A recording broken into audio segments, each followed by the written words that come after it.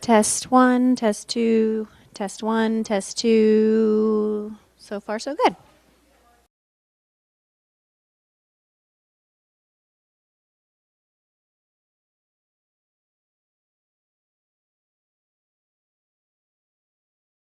Two.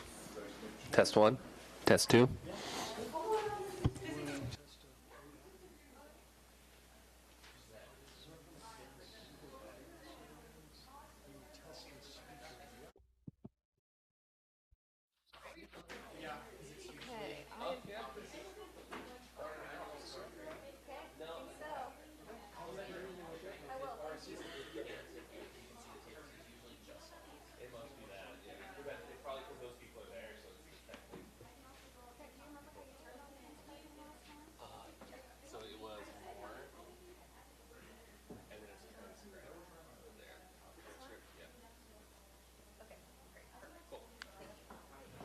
Yeah, that was probably the most annoying part is the box. You can pop it out and then kind of like put it off. You can shrink it and put it to the side.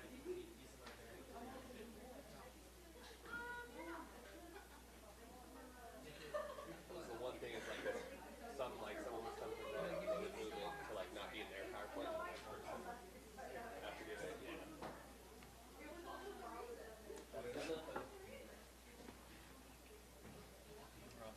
Sure can.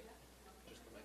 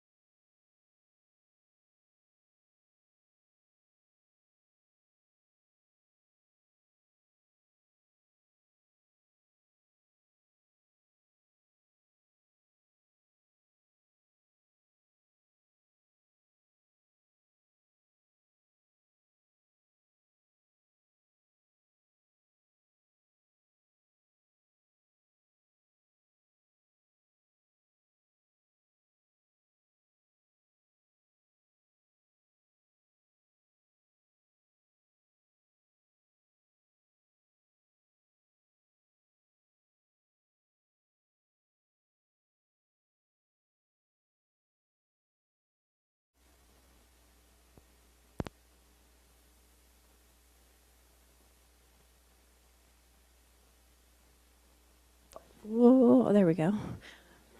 Hello, guests of S&A. I'm going to hand around this lovely mic. If you could please introduce yourself as a guest of it. AI is transcribing our day. Hi, I'm Veronica Gomez, Interim Vice President, Student Engagement and Success. I'm Justin Santoli, ESE Advisor and Program Manager for the Multicultural Center. Just for our transcript, if you could please just state your name and who you're with for meeting minutes. Emilio Gonzalez, ASCWU Advisor. Hondo, ASCWU President. Ryan Harmon, Director of Governmental Affairs. Eileen Parizal, ASU Senate Speaker. Salima Olkaid, Director of Equity and Multicultural Affairs and the ESC Chairperson. Cynthia Douglas, Vice President, Executive Assistant. Mars Foster, Vice Senate Speaker.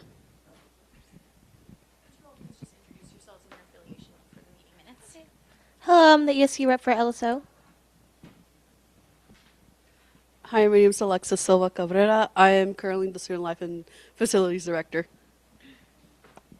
Hi, I'm Christian. I'm the Deputy Director of Governmental Affairs. Thank you all.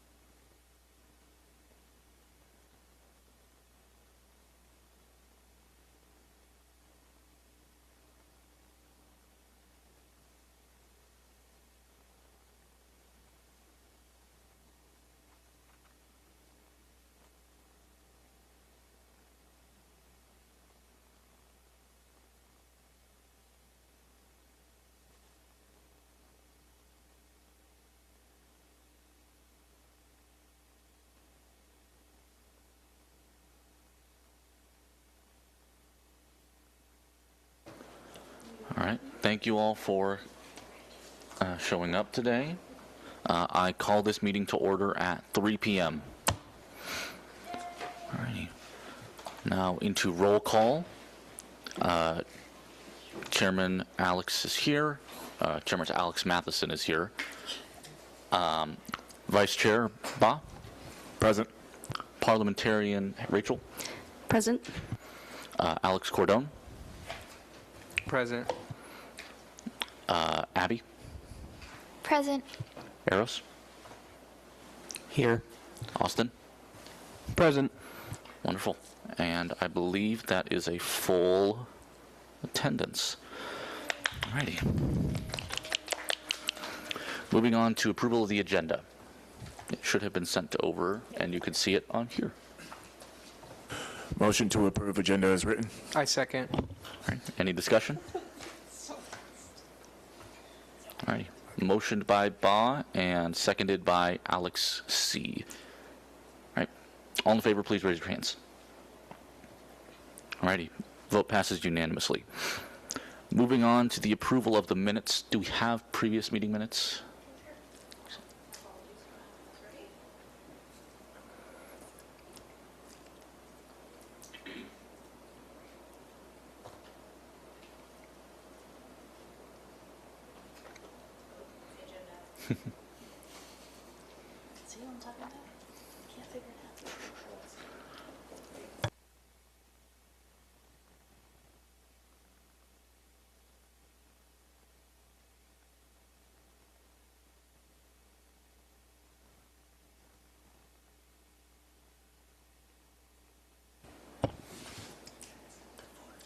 I motion to approve.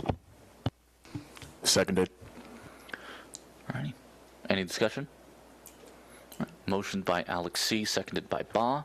All in favor, please raise your hand. Alrighty. Motion passes unanimously.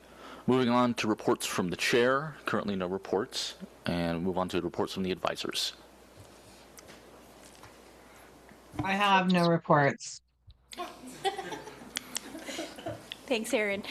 Just a reminder to everyone, you all have 10 minutes to present and 10 minutes for Q&A. This time can be extended. Today might be a little different because ASCW is presenting all of their budgets, so by no means am I going to say, Hondo, you used 9 minutes, so Eileen can have 11 minutes. We're just going to give everybody an equitable amount of time needed to explain their budget and then you all to answer questions. So, and then we do have a new S&A secretary. I don't see her here, but her name is, okay, thank you. Her name is Sissy. She'll be joining us once she just literally started. So she'll be replacing Mia on the committee as our committee secretary. So you all get to meet her soon. Thanks. Alrighty, and I do have a report as ASCWU. As Robbie already stated, ASCWU has decided to put all 4 of their base funding presentations into one. So they will be given a equitable amount of time in order to do so.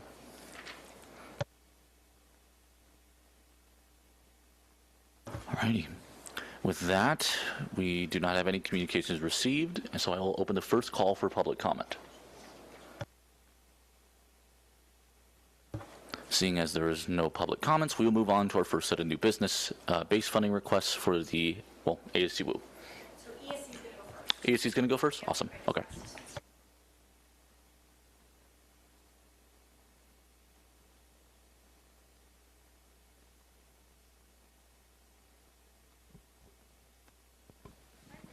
Thank you.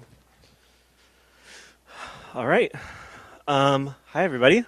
My name is Justin Santoli. I am a program manager for the Multicultural Center, and I also serve as the advisor to the Equity and Services Council, which I will be talking about today. Is there a clicker, or should I just run? Okay, thank you. Give me a second.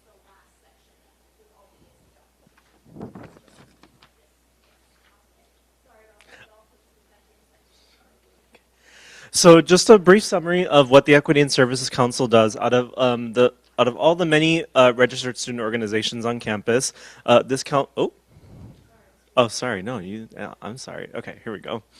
So, a brief overview of what we do. Out of all the registered student organizations that are hosted on campus, there is a dedicated group of about 9 organizations that represent different cultural identities that go through a lengthy process to become part of this council. And they kind of have 2 primary benefits of being part of this council. One is that they get dedicated funding of $3,500 per organization for the whole year. And number 2 is that they get a greater voice through their elected ESC chairperson, which is Salima, this year. And that allows, through her role, they get a greater seat at the table and more opportunities to advocate for their needs on campus as students and as on behalf of their cultural identities that they represent. So this year we have a lot of returning organizations. We have our Black Student Union, MECHA, LSO, our African Student Association, our Filipino Student Association, Equal, First Generation Student Group, AUAP, and our Pacific Islander Student Association. We also have currently 2 equity clubs, which means that these are clubs that are in the process of going through their year-long process to become a member of ESC. So that is our Asian Student Union and our Disability and Accessibility Club. One of them is just 1 quarter away from getting their motion to vote and become a part of the ESC and hopefully receive funding next school year. Last year we did have our Japanese Student Association. Those of you who might remember, they disbanded but regrouped and reformed as the Asian Student Union. So they're going to be keeping a lot of the spirit of their organizations. Next slide. Okay, so a budget at a glance. This academic year, we have a budget of $51,228. That's an $8,000 dip from last year. That kind of goes into 3 different categories, which is our staff salaries, our ESC program allocations, and our ESC programs, and then our org allocations. Next slide. So it's a little hard to read there, but the first section is our staff salaries. We hire 2 part-time student employees here. Because of our budget cuts this year, we prioritized our executive assistant, who's responsible for our day-to-day org management. They represent Salima when Salima is not available in interests of ASCWU. They help track the day-to-day operations of the orgs, tracking their community service requirements, taking minutes at meetings, things like that. And then we have a community programmer role, which also plays a very important role, which is maintaining our online presence, keeping up and maintaining our website, and also planning at least 1 to 2 events every quarter that kind of helps unify the council and provides them opportunities to increase the visibility of their organizations. So this year between me, Salima, and Mira, who is our executive assistant, we've kind of been sharing those duties, which is a lot, and we just make sure that we kind of keep things organized. Next slide. The next kind of section that occupies our budget is our executive team operations. Like I had mentioned, our programmer position, or we try to host at least 1 unified council event every year. In fall, for many years, it's been our block party. And then winter and spring quarter, we're planning a lip sync battle with ASCWU, which is going to be a lot of fun. We are also, the ESC MCC transition is, we're moving into our new facility and getting a brand new closet for them. So we'll be providing some supplies and food for them to be able to spend the day organizing their supplies. And then the spring is really our night market and our end of year gala that we also co-plan with ASCWU. And then we also dedicate some money aside for just our office operations. We have a Canva Pro account that the organizations can all share and utilize so that they can be very effective with their marketing and just office operations for that. Next slide. All right, and then the third kind of primary category is our org annual allocation. So, like I said, one of the perks of being part of this council is that every club gets an annual dedicated allocation of $3,500. So we have that for 9 organizations this year. And then those equity clubs are also, per our constitution, are entitled to up to $1,000 of programming support as well. So we also set that aside for those groups. And they plan a huge variety, which you can see in your packets, but I have here in my records, throughout the whole academic year of last year, they hosted 18 to 20 signature events between these organizations. So there's so many I can't even remember the list, but Mabuhay, Rodeo de la Raza, Polyfest, Dia de los Muertos, which works with the MCC, Showtime, different things like that. So they plan these huge scale events, and I just wanted to note that that does also not include, because the funding comes from the President's Office from a sponsorship, but there's also 4 very large year-end celebrations that these orgs also spend the year planning as well. So they do a lot of work for that they dedicate their time to, and make a lot with that $3,500, which does go quickly. Next slide. Okay, so just some data and touch points I wanted to share. Again, kind of explaining what these orgs really do throughout the year. In fall quarter of this last fall quarter, we had about 1,943 students that engaged with the ESC between general body meetings and the signature events they hosted in fall. And just for a frame of reference, last school year, in total for the whole year was 4,701. So we're almost at half already in fall quarter of the impact that our students have engaged with us in that way. That adds up to about an average of about 6.5 touch points per week, meaning like events and opportunities to engage with the ESC per week between general meetings or events or tabling opportunities or fundraisers, a whole variety of things. So yeah, and that has also averaged out to about 20 students per week. In fall quarter, they hosted 8 large-scale events. Our highest attended one, which was by our Filipino student group, was Mabuhay. They saw 350 people attend that in one night, which was amazing.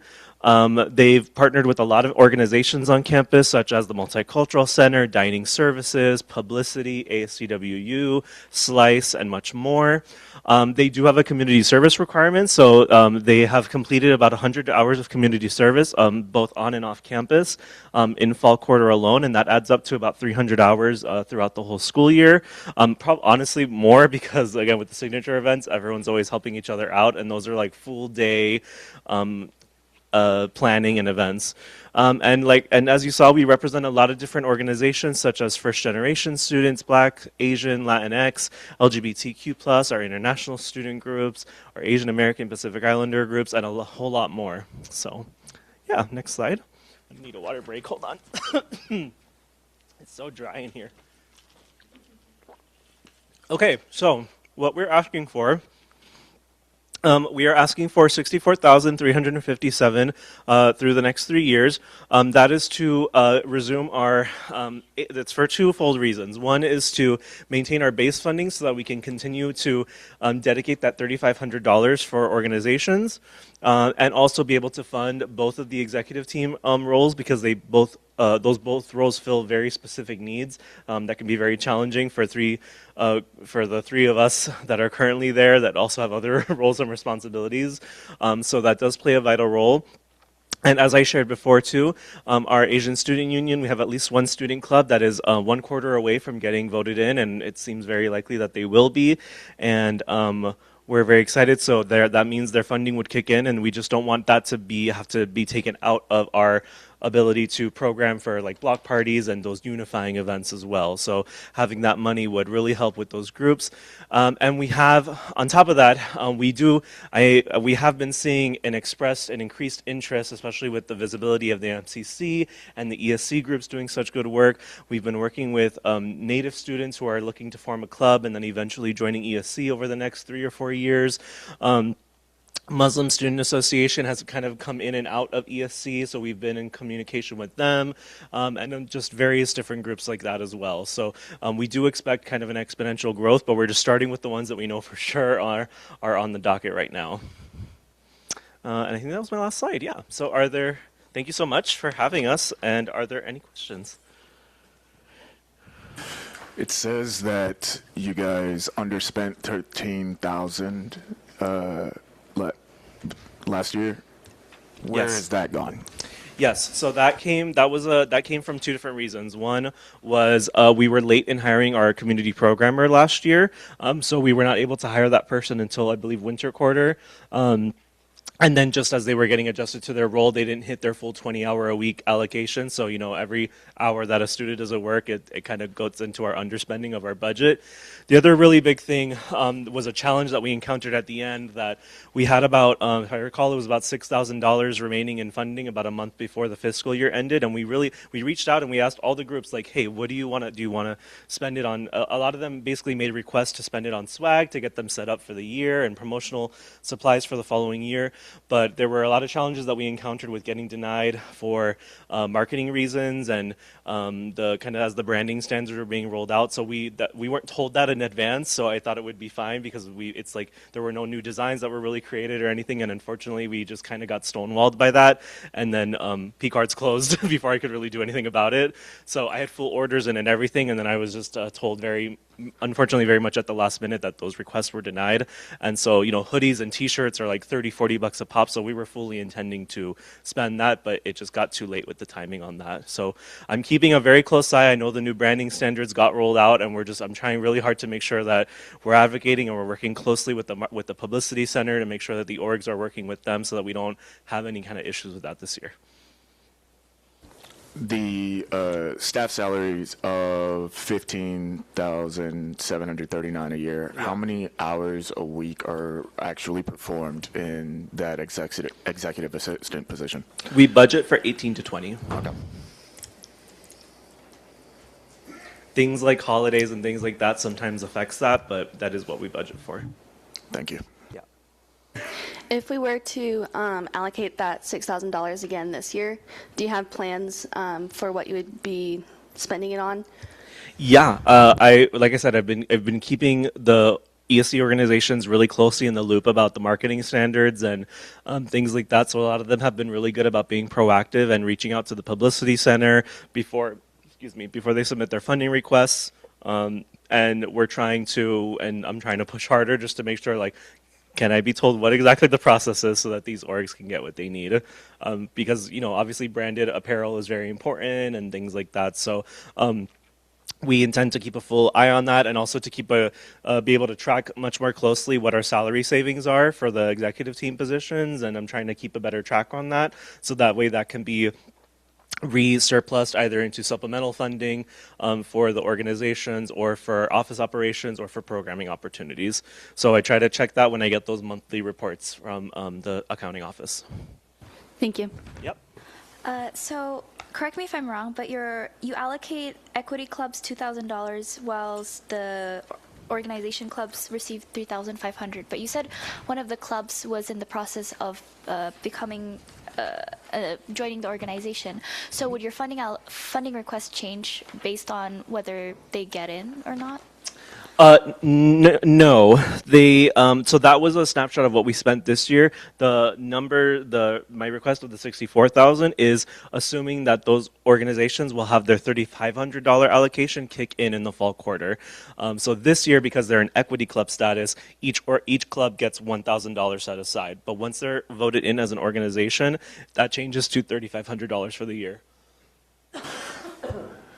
On the note of the $3,500 allocation, I'm not saying that what I'm about to say will happen, but in the event that, let's say, that allocation was reduced by $300, what would that do to the clubs?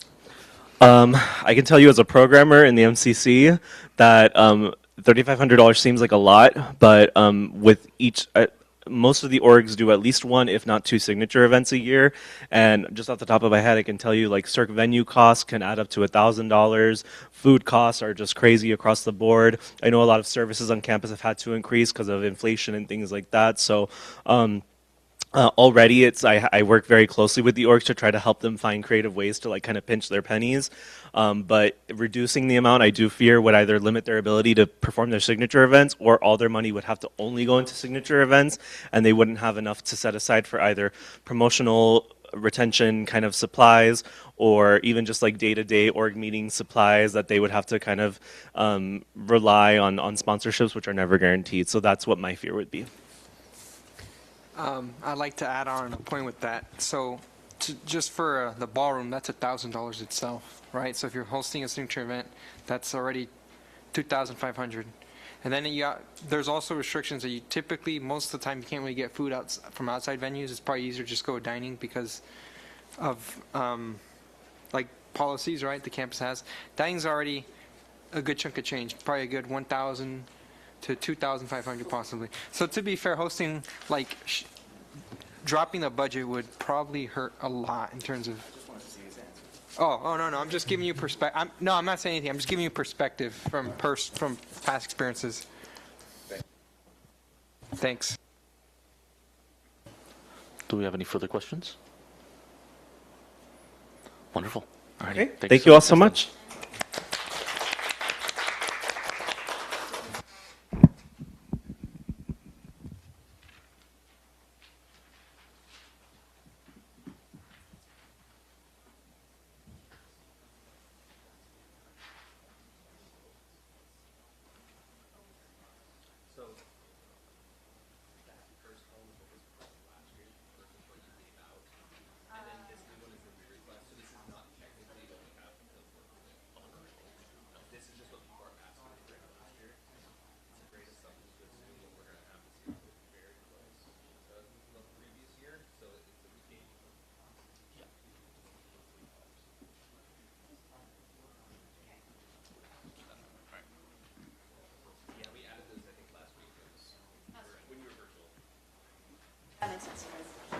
Alrighty.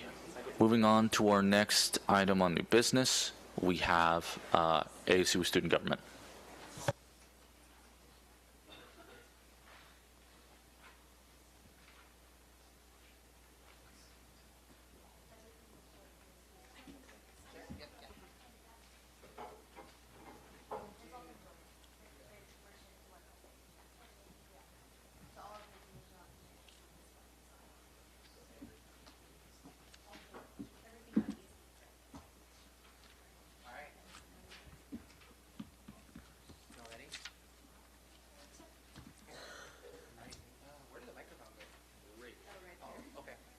I just can't see things. It's on. Cool. Alrighty. We'll go ahead and just quickly pass the mic around just to kind of introduce ourselves, and then we'll kind of go ahead and get started. Like it was said before, rather than doing individuals, we're just going to kind of just do them all together, all at once. So that way, if there's any questions, it just makes it a little bit easier rather than individuals. So we'll go ahead and just pass it around, and then we'll go ahead and get started. Hello, I'm Eileen Parazal. I'm the ASU Senate Speaker. I'm Mars Foster. I am the Vice Senate Speaker. I'm Cynthia Douglas. I'm an executive assistant to the Vice President. My name is Hondo, and I'm the current student body president. Hello, my name is Alexa. I'm currently the Student Life and Facilities Director. Hi, my name is Emilio. I am the advisor to student government. My name is Ryan Harmon. I'm the Director of Governmental Affairs. Hi, I'm Krishna. I'm the Deputy Director of Governmental Affairs. All right, so we'll go ahead and get started. So taking a look at the first slide. So what is student government? Student government is the student governments here on campus, as implied in its name. Our power was granted to us by the Board of Trustees. Our job is to focus on representing the student body in a wide variety of different areas. This includes advocacy at the legislative level. This includes the student life experiences on campus, everything from athletics to dining to classes in the academic setting. It kind of varies all over the place. And so our job is to really focus on that, but at the same time, we also have really great opportunities to provide student leadership opportunities to students, right? So there's a lot of difficulties for students to try to find ways to get involved on campus. This is one of the best ways that we have found, and student government has been involved in doing this. Because of that, I do want to point this out, and I want to just put the tack on the door, because I know, and I'm pretty sure it's going to come from Ba. Student government in the past has struggled to spending its entire budgets, and I'm willing to put money that is in your packets. The reason for that is because, one, there is a consistent turnover in student government. Every single year, student government changes hands. However, in the last few years, one, we have struggled with having a consistent advisor. So Emilio came in as the advisor in June. We have not had an advisor that's been stabilized with us. Vettel kind of stepped in for a little bit. Lola stepped in for a little bit. So we've kind of been bouncing around with the advisors. So we've not had a consistent grounding force to guide student government to ensure our budget's actually being spent. That is not the case this year. We are actively monitoring it on a regular level to make sure our budget is being spent. And with the new advisor, that can also prevent that from future. So I know, Bob, that question is going to come up. I took that from you before you could. Going on to the next slide. So student government structure. Student government is broken up into 3 branches. As you heard before, the Equity Services Council makes up 1 branch. The Academic Senate, led by the Senate Speaker, makes up the 2nd branch. And the 3rd branch is the Board of Directors. So myself, Speaker Padizal, Director Harmon, Director Silva Cabrera, we are parts of the Board of Directors along with Director Olkaid. These are the 3 branches. However, our funding request does not, we do not have oversight over the Equity Services Council's budget. They have a completely separate budget that is not even overseen by Emilio. Our budgets primarily come from the Director of Governmental Affairs budget, Student Life, the Board of Directors, and the Senate Speaker. So I just want to help clarify that as well. Each branch kind of focuses on its own thing. The Academic Senate focuses, like its name, focuses on the academic affairs on campus, as well as focuses on specialized areas on campus. So the Veteran Center on campus is an example of this. Athletics is another example of this. Recently, the Douglas Honors College recently gained their seat on the Senate after petitioning for the last 10 years to try to get a seat on there. Now they are representing on the student government. So we're made up of different groups, but we're all under the umbrella of student government. Okay. So all of those groups representing the students, they are the main kind of voice for the students. So with the Academic Senate, they cover academics. They all meet with their counterparts in the Faculty Senate, and they can then bring student concerns back and forth. Same with faculty concerns. They also, student government is really involved at the state level with the Washington Student Association. The WSA brings together the colleges in the state to work together towards positive legislation that will improve students' experiences. So for example, we have Lobby Day coming up here in just a couple weeks, less than 2 weeks now. We had 86 students register to participate, which is incredible. That's part of the advocacy work that they're doing. And then, like Hondo mentioned, lots of outreach. They'll talk more specifically about the events that their departments do, but there's a lot of large-scale traditional events that that student government handles as well. So these are the requests for the 4 budgets. So a little over 195,000 for the Board of Directors, a little almost 74,000 for the Senate, 32,000 for student life and facilities, and then 28,000 for governmental affairs. All right, so in order for student government to continue its work that it does here on campus, the funding is really needed, right? So it doesn't allow just for the Board of Directors to be able to be paid and do our jobs. It also allows our student staff to be able to do their parts, the Senate to do their parts, as well as allows to host the programming. So for anybody who went to Wellington's Wildfire that happened in fall quarter, that is an event planned by the Student Life Facilities Office. CWU Mariners Night is an example of that. Lobby Day coming up here in just a little under 2 weeks is planned by Governmental Affairs, right? And unlike most places on campus, we don't have a way to generate direct revenue because of the style of work that we do. We don't have the ability to, ask for or have people come paying for stuff that it doesn't work, right? So our funding strictly comes from student dollars and in the S&A pod. And like I said, our representation isn't just on campus, but we take this off campus as well. So like I said, we're traveling up to Olympia here in a few weeks to lobby in order to try to improve higher education. It's not hidden that higher education is under attack right now, not just in Washington, but all over. So we take that representation and fight, not just from here, but also up to the state capitol as well. Okay, your turn. So going back to student advocacy and lobbying, particularly with events like Lobby Day, you all, if you're students, you do pay another fee besides S&A, the student lobby fee. That goes into a separate budget that is, as the name suggests, only to be used for student advocacy. So that's just kind of something to be aware of when it comes to the governmental affairs area. Okay, so one thing we want to also elaborate on, the reason why our so if you guys have probably looked at the request, our request last year is lower in the 3 years compared to last year. This is for one particular reason. That is because club insurance is no longer coming out of the student government budget. The reason for this is because a couple of years ago, about half a decade ago, there used to actually be 7 board of directors members. That single board member had the power, and I'm not even joking, the funding over all clubs here on campus. The student body went, that is nuts, what are you doing? and they petitioned to basically have Slice take over on the club's portion of it, and the board of directors at the time said, you know what, also for budget cuts, we're going to go ahead and dissolve this position. This is insane. This is crazy. So because of that, the club insurance, and since then, the clubs have all been under Slice, which means they're no longer under our jurisdiction. Because of that, we did not see a reason for it to continue to come out of our budget, as if we're not going to have jurisdiction over it, and we don't need that jurisdiction over. There's a reason why the board of directors in particular's budget request is lower compared to past years. So we wanted to just kind of put that nail also out there just for you guys to see it, because like I said, even though the expenditures are the same in terms of what we're using it for, the massive difference is, what's the club insurance number? It's about $40,000. That's not coming out of our budget, so there was no reason for us to request it for the next 3 years from the S&A Committee for Student Government. Okay. So going into, like I said before, we have different budgets. I'm not going to read all the numbers off to you because I'm pretty sure, A, you have the numbers in front of you, and also just to leave time for more questions. But this is starting with the Board of Directors breakdown. So this particular budget is overseen directly by the President and the VP. We do not have our own budget, right? Because 5 budgets, that's a little insane. So we don't do that. So the Board of Directors budget, this serves as a backbone for the President and VP to be able to have our staff salaries. So this year, we have several positions open right now. We've got about 5 staff between the VP and the President and I.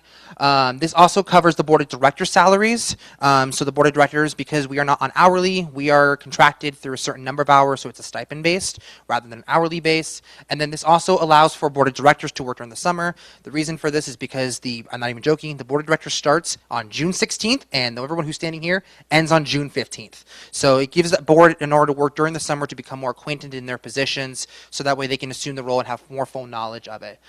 This also covers travel, which most of our traveling is done out of the WSA budget specifically for Lobby Day or any of the WSA conferences that we attend. Programming is just in case we want to support any programming, but we do any of our own. I'll give you an example of this. Our VP last year did an event called Let's Taco about committees. He contracted catering to bring in a bunch of food and then advertise the committees to the campus. So this is just one example.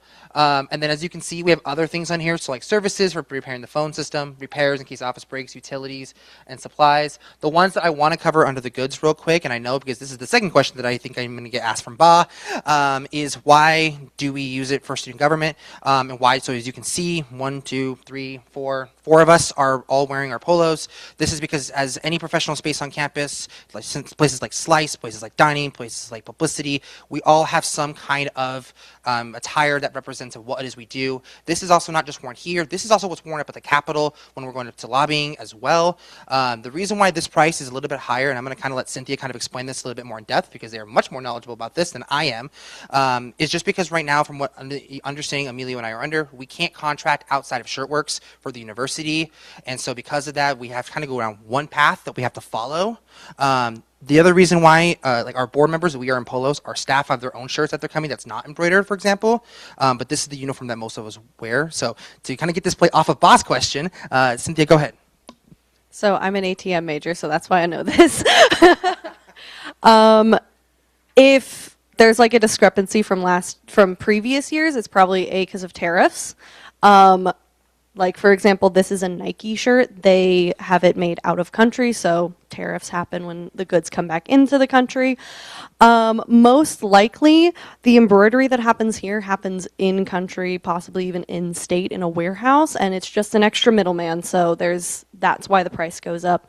You have to pay someone to monitor and embroider. So that is why sometimes these shirts cost more than others. Similarly to honestly any CWU merch, because it usually has the Nike label, but they have to buy it from Nike, embroider it themselves, and then sell it to you guys. So, context. Another example of it, not just student government, Emilio is also wearing a shirt that is also embroidered, so the same thing applies to him. So to also answer that question, because I know that got also asked last quarter, and I learned. So going to just real quick, so just see how the budget is broken down. For the board of directors for the year 27, the number pretty much stays overall consistency right across the next 3 years, so the next base funding year. This is primarily for, like I said, for payroll. Because between the work that the VP and I have done this year, we found that having a team of 4 to 5 students has really changed how we've been able to do our work and been more active than we have in the past. So that really has been able to demonstrate that, and we're really excited to see where these student leaders go. All right, I'm going to hand this over to Speaker Padazzello. Your turn. All right. So with for what we were asking, the reasons for this are especially for the goods. The goods for everybody, like we all know that the Academic Senate usually, for example, right now they currently don't have it on right now, but name tags, polos, any items that makes them identify within the organization and with what they represent as a whole helps the students like identify them. But also it's to keep professionalism, to maintain that presence in either out or in here. Some events that we have attended that we need this desperately is mostly like GA, lobby day, senator events, anything that has to do with either volunteering or just having your presence there on campus. For our supplies, things that would help promote ASUWU as a whole or just our branch in general, that usually just helps us identify where we are and who we are, is mostly items like banners, tablecloths, things like that, stickers, items like those to help like students either recognize it or just in general have it as a nice time. But mostly things like this is used for like our Senate meetings, GA with a retractable banner, things like that to again represent us. And for repairs, mostly maintenance, a lot of covers, especially with one that we had now, was misprints on name tags. That helps with replacing those and things like that. So making sure that instead of having those misprints or those tears on our tablecloth and things like that, we will be able to reuse these materials or either keep them for the long run. I'm going to pass the center event budget to Vice Speaker. Hello again. So for the senator event budget, it is part of our bylaws that each senator has to plan an on-campus event. $250 is a very small budget. Like Cordone touched on, even renting out the ballroom is like triple that. So I have had to partner with campus activities just in order to run a campus-wide event that takes place in the ballroom. But most of our senators are very thrifty with how they use those funds. They are pretty important, and we have some great events coming up. So we have House of Wellington, a winter drag show. We have bingo night. We have Where's Hondo, like Where's Waldo. We're going to capture him. And then we've had Chalk and Talk. We've had kite making and a bunch of other great events. They've been really popular on campus. They usually take place in the spring since it takes a long time to plan an event, and our senators only really get about 5 hours a week, and that is partially taken up by our Senate meetings and any other responsibilities they have, meetings with their counterpart, things like that. So usually you'll see those taking place in the spring.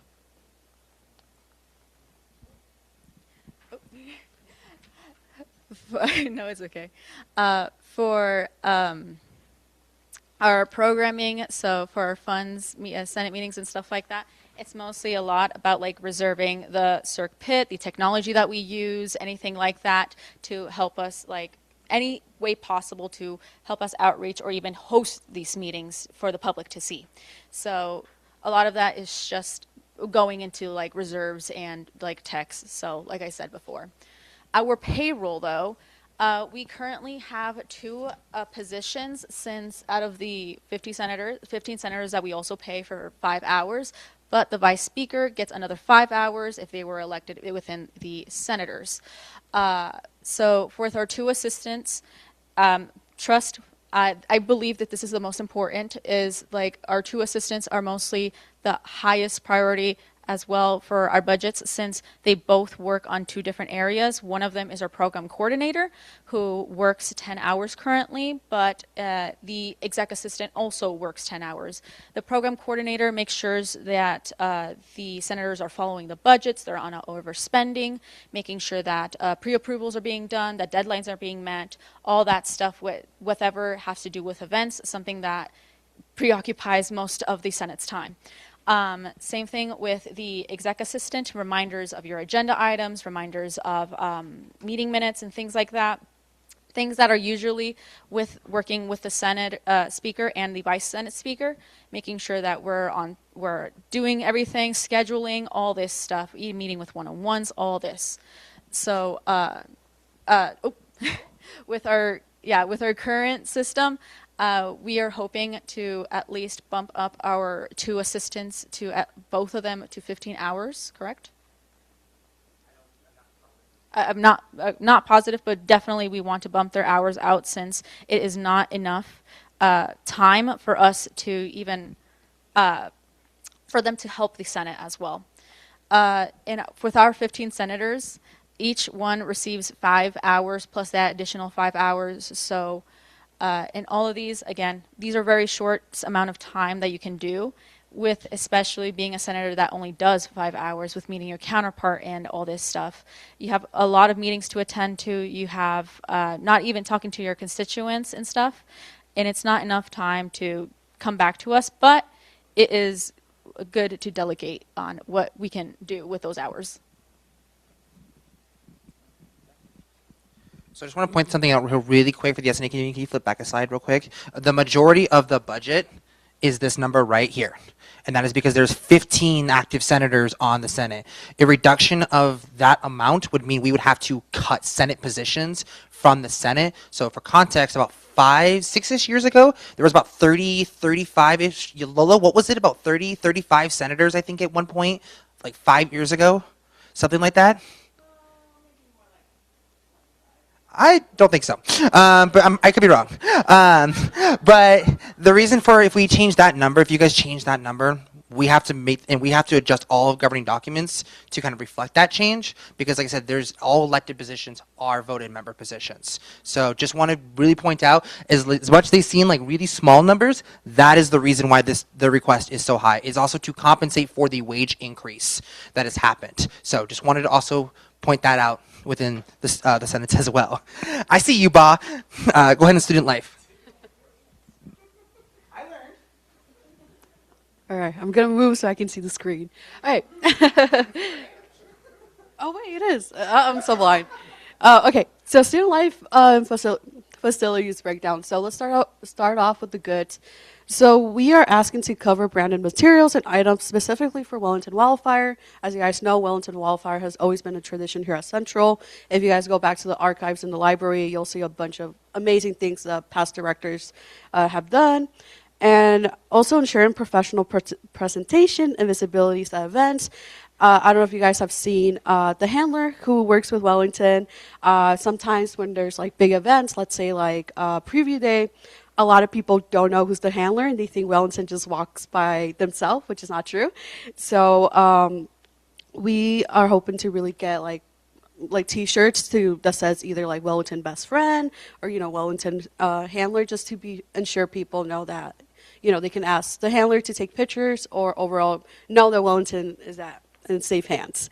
Okay, supplies. So to support office materials and tabling items, a few years ago there used to be Wellington Wednesday, where Wellington would be tabling with student government, and overall we got a lot of good feedback, or they got a lot of good feedback in the past years. A lot of people were excited to see Wellington out and about. And we're hoping to bring that back and have some tabling items, either like make the tabling, give out prizes, or overall just make it fun. And also replacement items, for example, the Wellington suits are outdated. There's a lot of stuff, for example, like on stitches, a lot of stains, and I think Wellington deserves to be cleaned, obviously, and look brand new. We pay a lot of money here in school for our mascot not to look professional, and then general programming. Student Life and Facilities is in charge of Wellington Wildfire and Mariners Night. I talked a little bit about Wellington Wildfires, and obviously, I feel like everyone knows about Mariners Night. I remember when I went there the first time, it was like one of the best times, and I really got into baseball because of that. So I think it's really important for us to get budget for programs like that and to give everyone a chance. I know I had a friend who went with me who, like, it was their first time going to a baseball game, and they were able to go for free and free transportation, thanks to, again, student government and alumni. And then travel.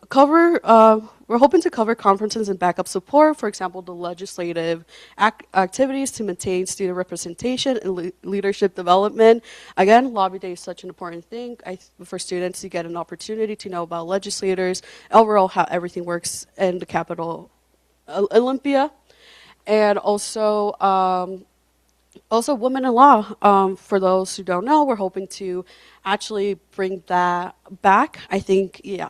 So Women in Law is basically an opportunity for people who are either into law or if not, like just to meet people who work in Olympia who help representatives either just to get to know them pretty much, just to know like how it is to be working in Olympia with legislators and law. And then payroll. So currently, Student Life and Facilities has 1 assistant and 2 Wellingtons. The reason why we have 2 Wellingtons this year is because I wanted Wellington to be really active. Last quarter, they were really active. I think it was the police and coffee with the cops.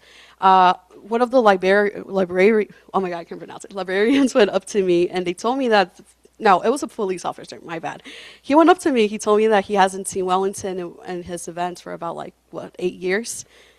9 years. So I was really happy to hear that positive feedback because it shows that we're really trying to showcase Wellington. Because again, Wellington should be accessible for everyone. It's not just, to keep him in the closet.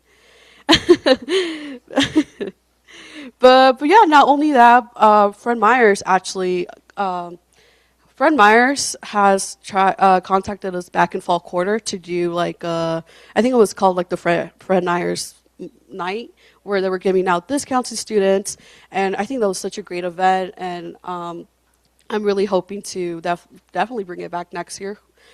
Yeah, but yeah, I think that's it.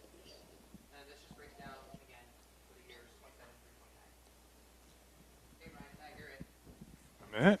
Okay.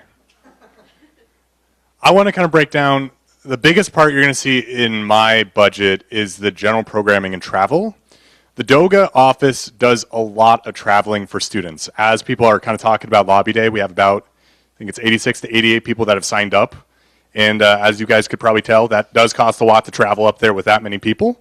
So that's a lot of what we're hoping for. And it trickles down because on top of that, we need to have supplies to be able to kind of do any lobbying activities of getting students, having our tabling actually look presentable for them to want to come to our events.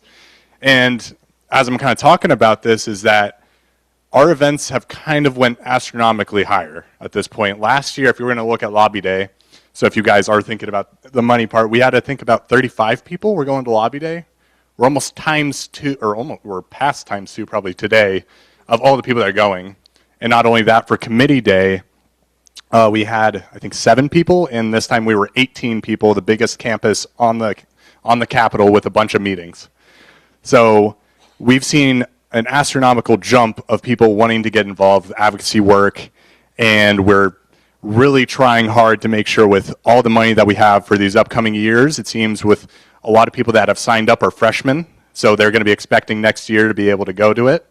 And it's a great selling point when you tell them that you will be providing a lot of the transportation up to an event for 2 days that's completely planned out by us. I would say another thing is kind of the goods.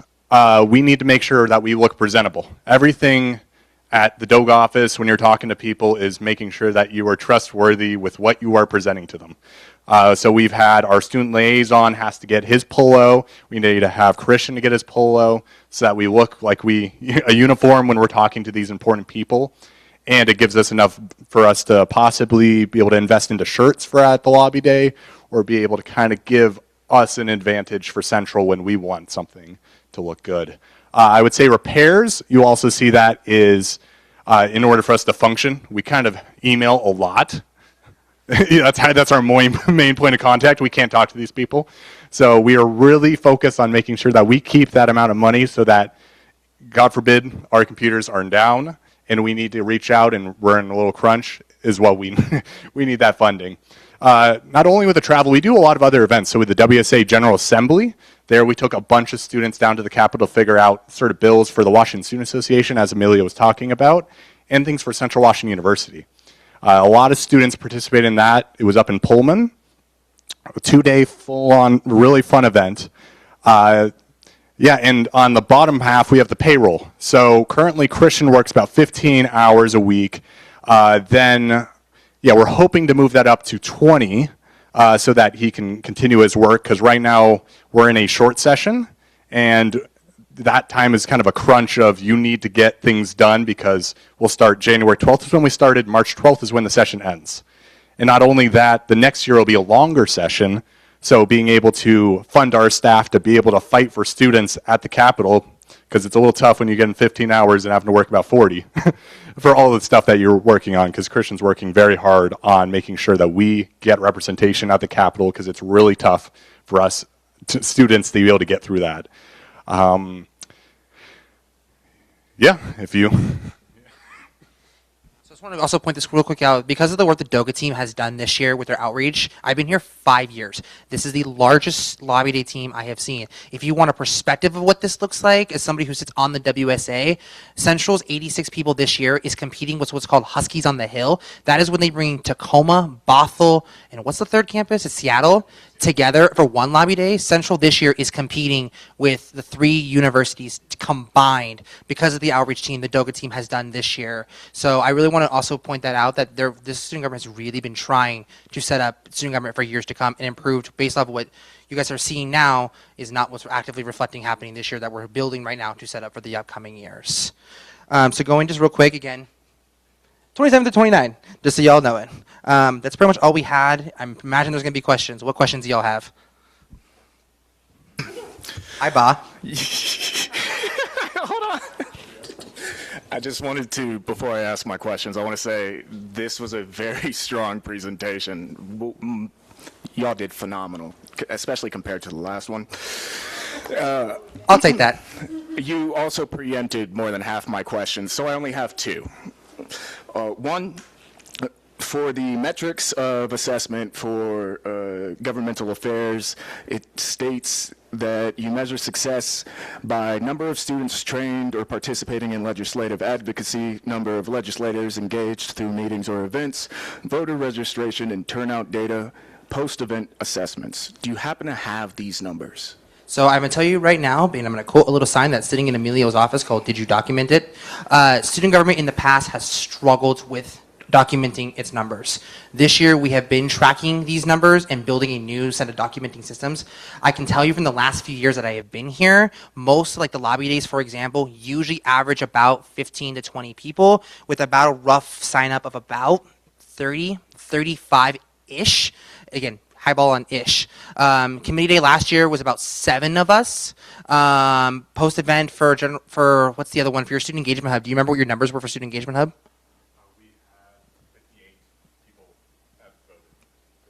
So we're off election year. So we are trying to build a new tracking system for future years. And like I said, unfortunately, our predecessors did not make that as a priority. But we're trying to actively fix that this year. And our advisor has been really great in helping us rebuild that kind of system in place. I hope that answers your question, Ba. Yeah, I'm hearing a lot more civic engagement is happening with the students this year. That's phenomenal. One more thing. I noticed that the student payroll and the payroll benefits are different numbers. What are these benefits? I don't know if you know this answer. I don't know this answer. I'm going to hand this to you. Okay, Robbie, go ahead. So there is it's every department has to pay us a percentage on the number of students they employ. So hypothetically, I think it's 5% of all student wages we have to charge benefits, and that goes, you all accrue sick leave now. So that goes back into the state to then provide you sick leave and things like that. So it's a requirement of all budgets to plan for benefits of student employees. All right, that's all I had. Thank you. I did not even know that. I just learned something new today. Thank you, Robbie. Is there any other questions? Okay, now I'm scared. Oh, I see my VP's. Oh, okay, that's an shares lights on. All right. Okay. Well, if there are no other questions from the other committee members, I will take a stab at this. with the club insurance being taken out around 40,000, I am noticing the drop in the board of directors is only around 4,000. What have you supplemented with the other remaining 36,000 in that time? Specifically, are you talking about under the, sorry, I'm trying to figure out where specifically.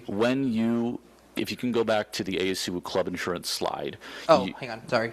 When you stated the club insurance was roughly around 40,000 in total. Looking at the new club's request from Slice Club area, I do see that 40,000 reflected there. What I don't see is an explanation for what that remaining 36,000 has gone into. The remaining 36,000 from the current fiscal year? Is that what you're asking? There is in this request, 36,000 extra money has been requested to not fill that gap, or to fill that gap. What has that been requested for? I see.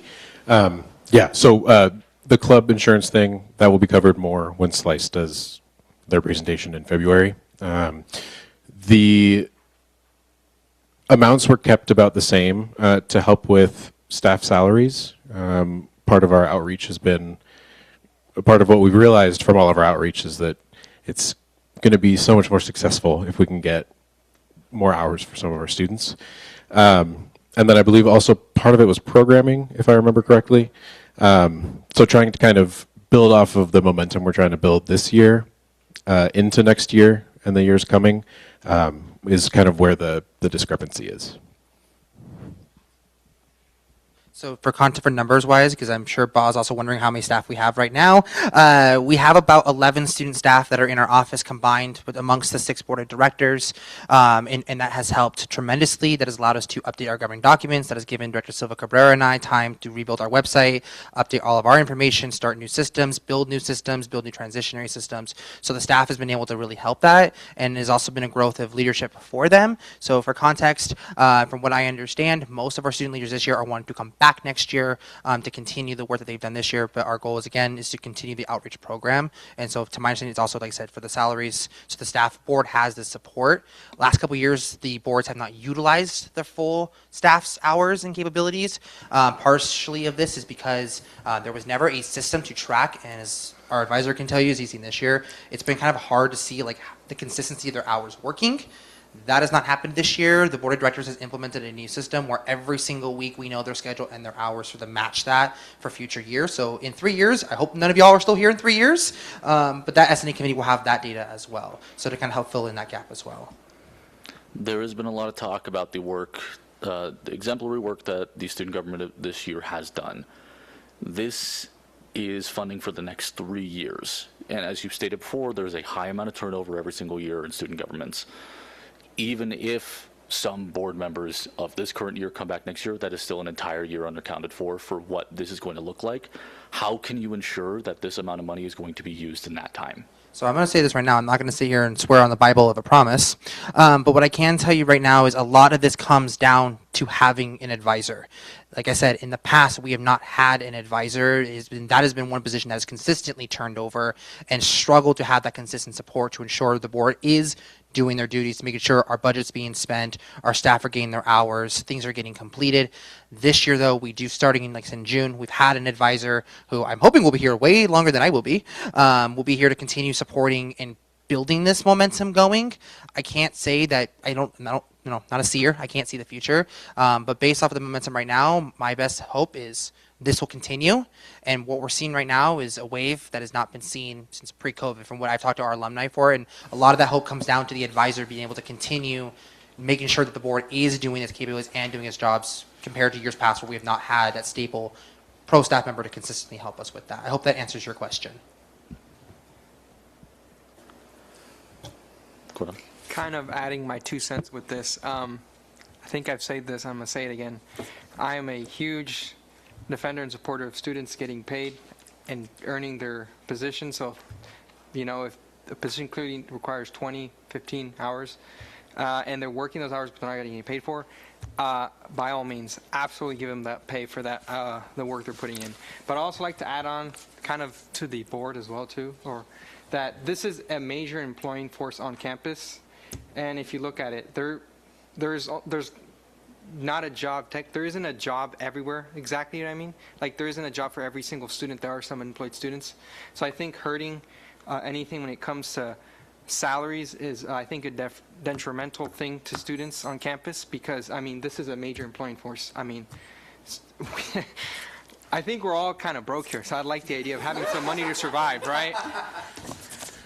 I do want to add to that a little bit. So like Cordone said, we are one of the largest student employers in the circ, right? The only team that probably compares to us is probably dining, and that's not even a contest. That's a few hundred people that they got over us. And that has kind of been changed this year, and so the reason for that is last year they kind of kept like one person per office. That was way too much on one person, and again, because lack of systems in place, lack of structure, it's been made difficult, as you guys can probably see, especially when it comes to the salaries and wages. This board and the advisor and I have been really mending this system to rebuild it from scratch to kind of make up for it, but also ensure that the duties are getting done. If we're just throwing out a little bit of how we feel about this, I love that y'all are taking the money that you would save and turning it towards employing more students in student government. I think that's very important. I also agree. I do think it's kind of dangerous to impede on student wages. I would like to remind the committee, just because this entire request, if we were to give it and make sure it was allocated to ASU, would be at least a third of what we have right now. Not saying we need to change it at all if we all are on the same page, but I just wanted to remind us that that is a big portion of our funding that we have. To add on to that, many of you know me, but as chair of this committee, I need to say this. This number that we have of what people are requesting, you should expect roughly the amount that we had from last year. There is no new money, no significantly new money coming into the S&A base funding pot. So I want, as Parliamentarian Rachel said, be aware of the amount that you are requesting, and follow up on that. If ASU was not to get the full amount that they have requested, what would happen? Can you specify? Let me counter your question with one of my own. What budget specifically would you be talking about? Let's say that we do not add anything to the requested plus 16,000 to the various branches other than the BOD. How would that affect your ability to work?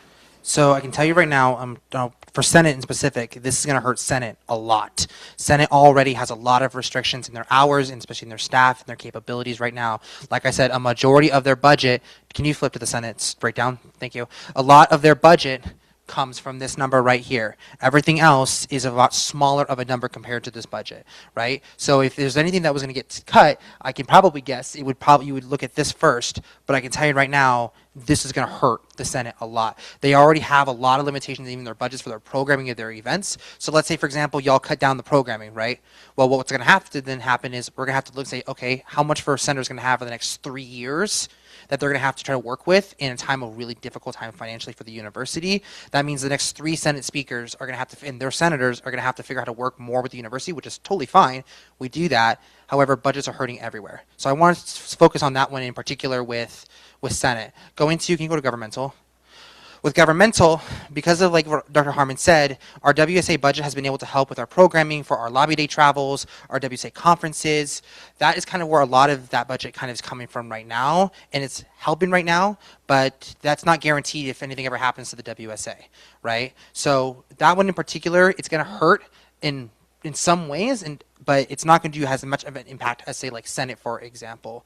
Going to Board of Directors breakdown, this is going to be the one that I don't really have a solid answer for because it's unpredictable, right? And so for this one comes down to how the Board of Directors utilizes it. This Board of Directors has been utilizing its full capabilities, but 3 years down the line, that could change. You could say we're going to cut the programming down. Okay, that just means that we're going to have to think more creatively on how we're going to approach that. So again, it's going to come down to what budget specifically are you referring to? Because each one is going to have its own implications. It's not going to be the same answer across the board. I hope that answers your question.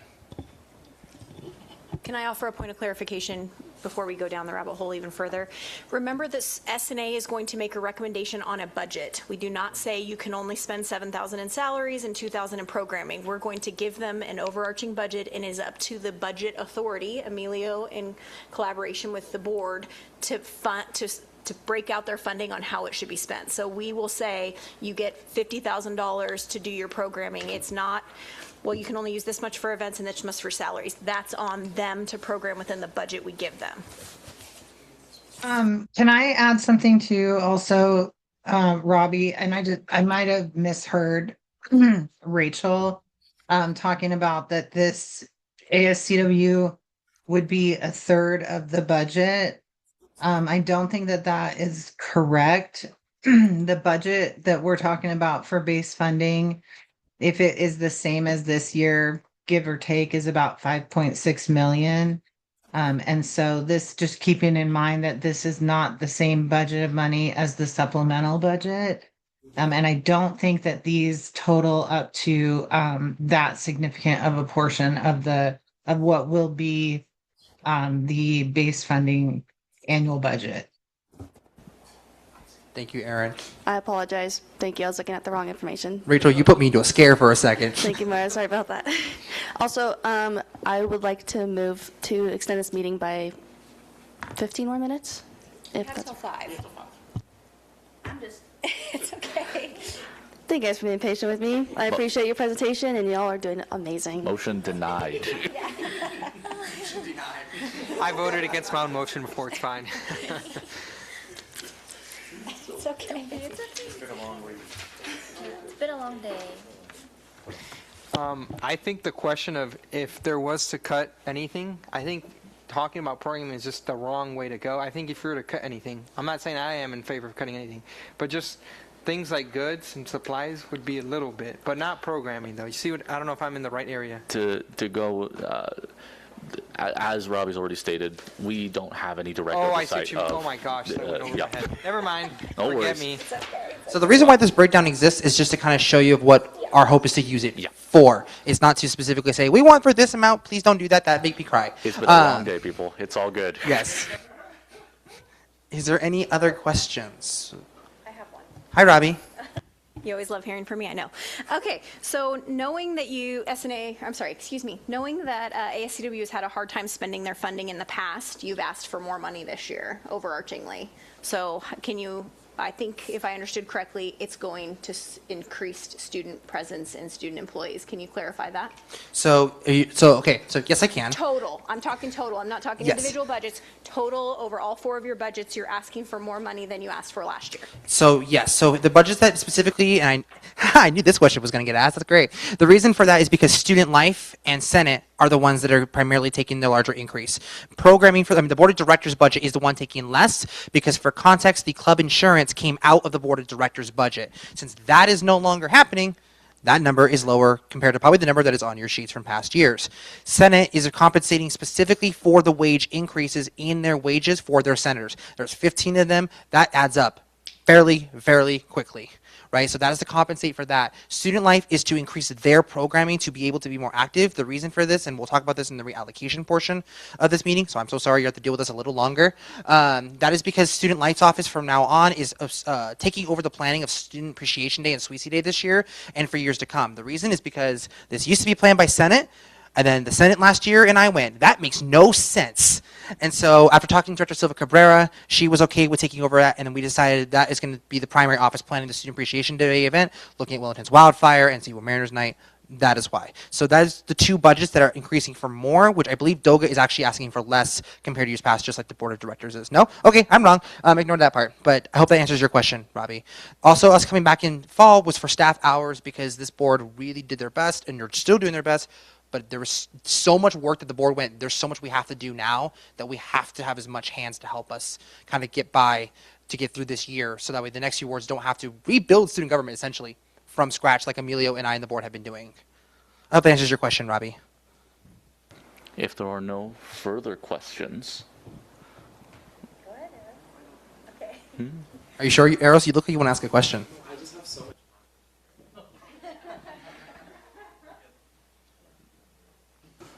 Thank you very much, ASUO. Awesome.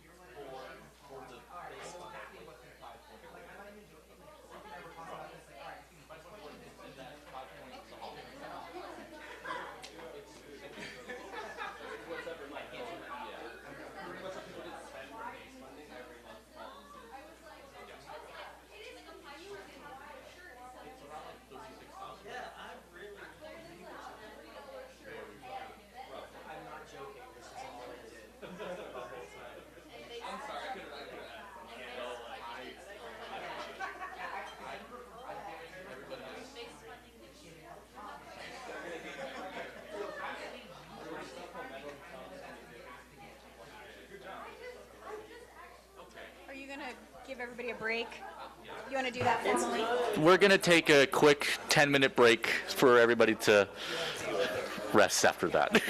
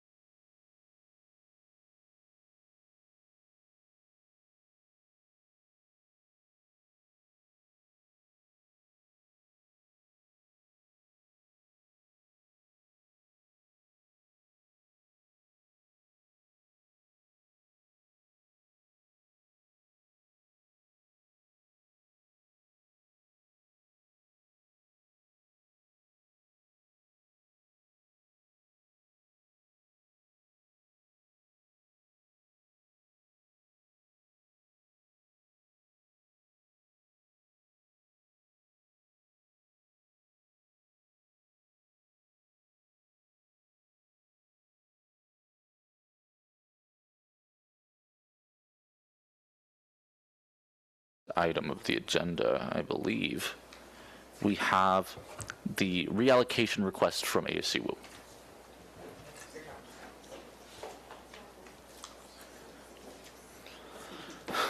More student government.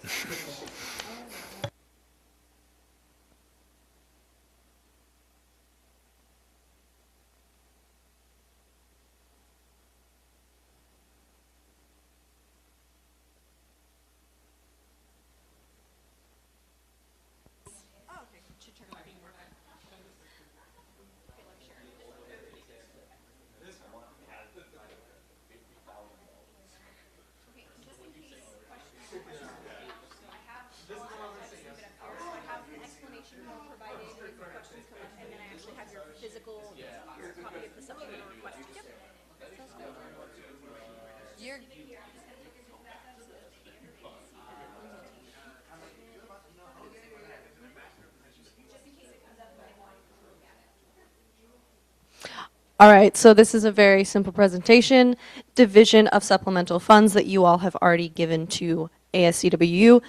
When we received them, they went directly into the Board of Directors budget, not into also the Senate Student Life DOGA.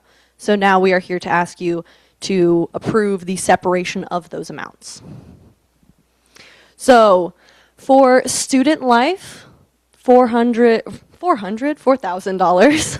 Same with Senate, DOGA is $2,000 from the original 19 that you gave. Now, this is a separate reallocation. This is from Senate to Student Life. And we mentioned this at the last presentation with SWECE Day, where it used to be handled by the Senate's budget and now is being handled by Student Life's. So for that event to take place and for Student Life to officially run it and manage it, $3,000 need to go from Senate to Student Life. And that's pretty much it.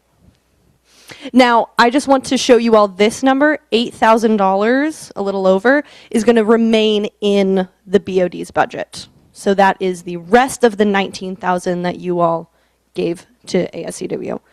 And that is it. Is there... We just want to pay people. So, for the committee's awareness, because all of this money is moving just within the same budget area, a blanket approval with the correct wording is allowed. The reason for this one I want to add real quick is our last year's VP in the Senate budget designated $3K for SWECE Day. That was before the transition of the planner and the office of it, in order to prevent the confusion of the office being like, can you please let me have your speak key so I can purchase things for this event?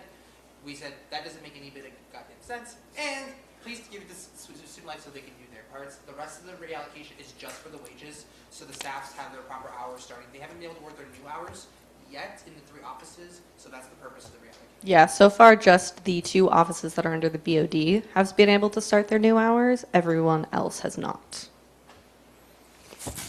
You said you wanted the exact... Go ahead.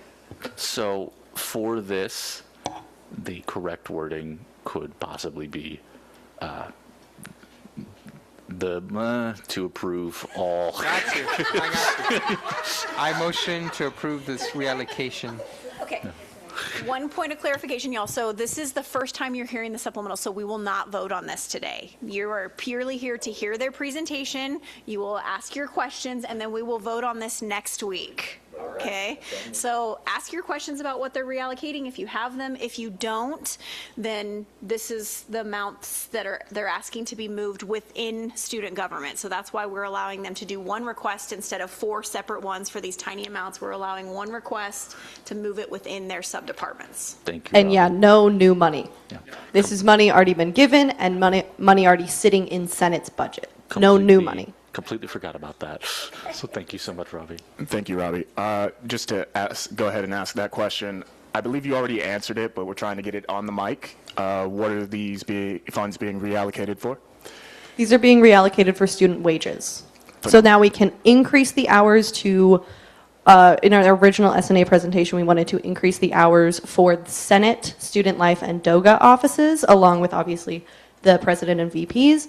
And also to make up for the increase of minimum wage. So We are now just, we've already gotten that money, but now we're just moving it to the correct offices. With the exception of this, it's just moving from programming to one. Yes.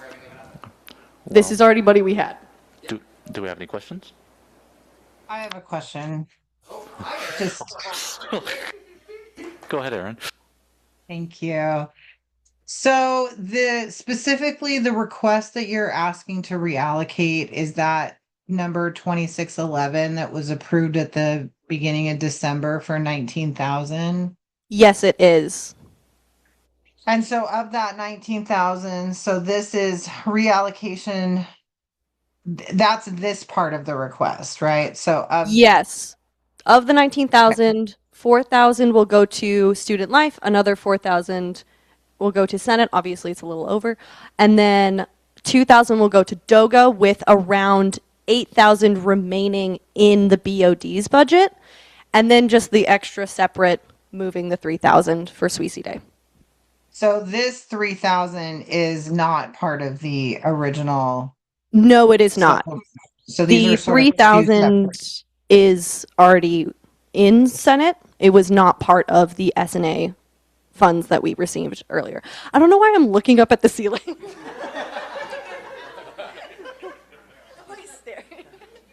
Also, to add for this reason, Aaron, is because when we started the planning process of it, when we put the fall one together, I'm going to be totally honest, it completely slipped our minds that we was in the budgets so fall quarter, Director Silva Cabrera was only focusing on Wellington's wildfire, and then from Wellington's wildfire, we went right into our supplemental request, so it completely slipped our minds up until, I think it was like 24, what was it, Emilio? Like 3 days later after our fall presentation, we went, oh, oops.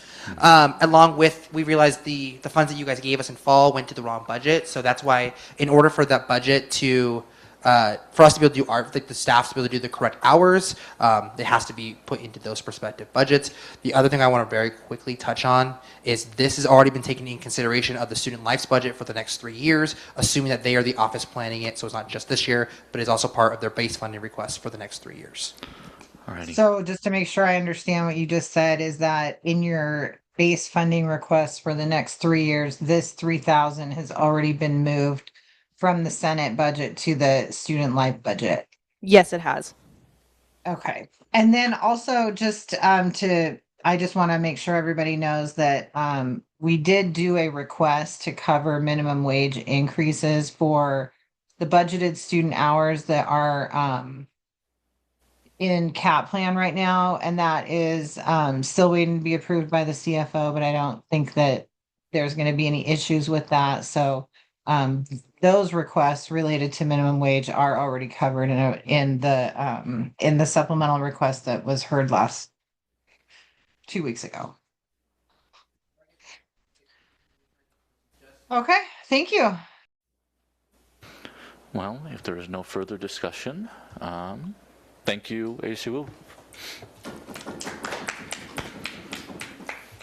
Alrighty. Well, with that, we will deliberate on this next week for voting. There is no old business. I open the second call for public comment. Thank you.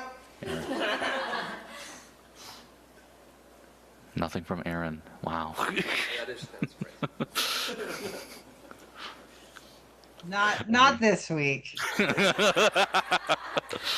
Alrighty. Well, with that, can I get a motion to adjourn the meeting at 4:29? I spaced it.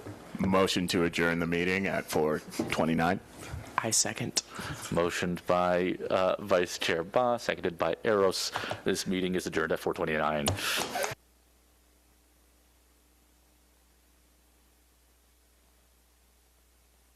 Okay. All in favor, raise your hand. You pass it unanimously.